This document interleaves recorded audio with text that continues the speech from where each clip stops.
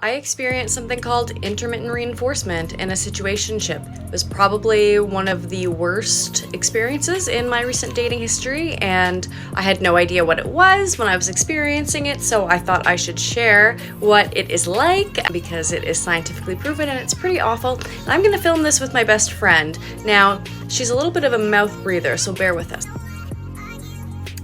Being a little bit antisocial tonight. So what is intermittent reinforcement? Well, if you are in a roller coaster on and off again, really up and down, situationship or relationship, you might be experiencing intermittent reinforcement. Intermittent reinforcement is commonly used by abusers and narcissists. However, it's not exclusive to those folks. Fearful avoidant attachment styles also very commonly create an intermittent reinforcement type situation. Not all of these people know that they are doing it consciously, although I do think that some of them certainly know what they're doing to a certain extent. They know the reaction that they're going to get with the behavior. And like anything, it exists on a spectrum. Yay! It's defined as the delivery of a reward at irregular intervals, a method that has been determined to yield the greatest effort from the subject.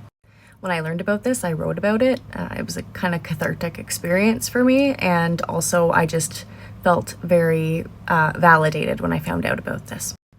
Essentially, your partner will show you periodic affection and approval or reward at unpredicted moments and irregular intervals. Hazel, that's inappropriate.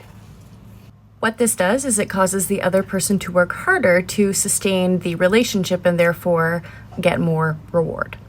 Intermittent reinforcement makes the brain behave similarly to addiction, specifically gambling addiction.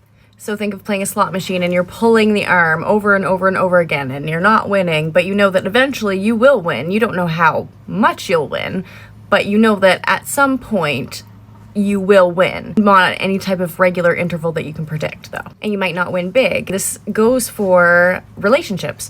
Oftentimes the reward or approval or affection is not something big, it's actually something small.